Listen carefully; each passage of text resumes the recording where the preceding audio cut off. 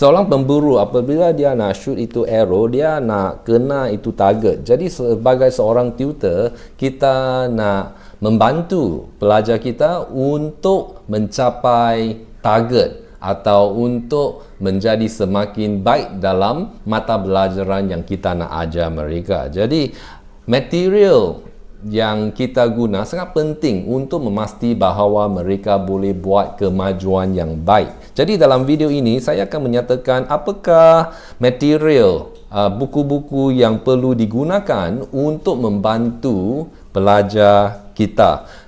Kami tahu bahawa semua pelajar tidak sama. Mungkin jika anak-anak yang sangat kecil, kita mungkin nak guna flashcard dan sebagainya. Tetapi dalam video ini kita tahu bahawa setiap murid tidak sama dalam segi umur, mereka punya ability, mereka punya level dan mereka punya sifat-sifat dan sebagainya. Jadi dalam video ini saya hanya nak menyatakan satu idea yang umum atau general idea tentang topik ini. Mari kita bermula.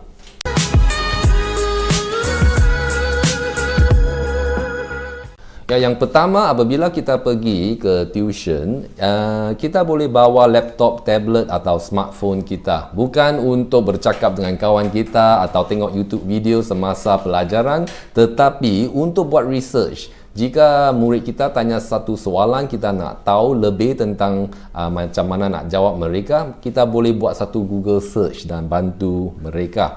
Selain daripada itu, gadget ini baik untuk student juga. Apabila mereka tak faham sesuatu, kita boleh menggalakkan mereka untuk berdikari dan buat research atau kajian sendiri di Google search dan sebagainya.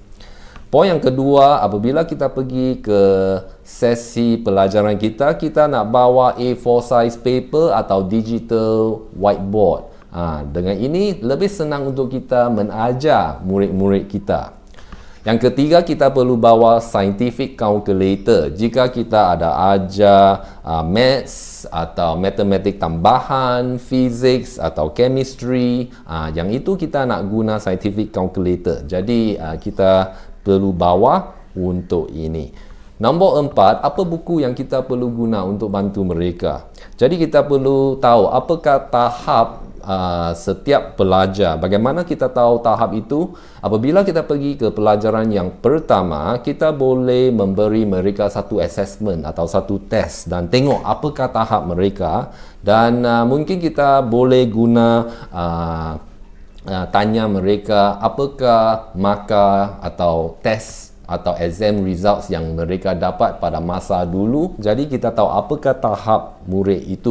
Biasanya kita nak ajar mereka menurut textbook dan workbook yang mereka sedia ada di sekolah.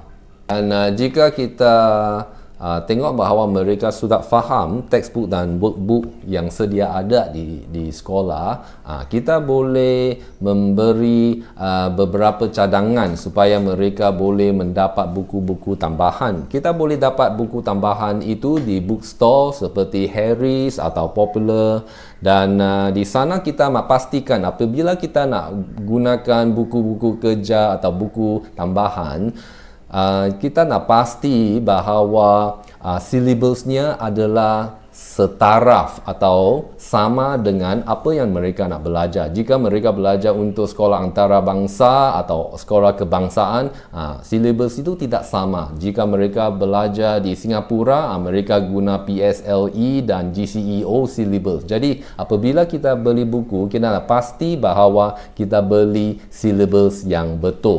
Jika di sekolah antarabangsa mereka guna Cambridge IGCSE, kita nak pasti. Dan selain daripada itu, kita boleh melatih mereka untuk menjadi semakin senang untuk mengambil peperiksaan. Kita boleh memberi mereka kertas peperiksaan. Kita boleh beli di bookstore atau kita boleh download daripada internet. Tetapi yang penting, apabila kita nak download daripada internet, kita nak pasti bahawa hak milik terpelihara. Kita tak mau langgar apa-apa akta atau law, peraturan yang sedia ada. Sangat bagus 4 poin ini, harap boleh bantu anda untuk membantu pelajar anda pada video yang seterusnya saya akan mengatakan apakah material yang diperlukan apabila kita sedang mengajar secara online. Sila share, subscribe dan jumpa lagi pada masa yang akan datang. Bye bye.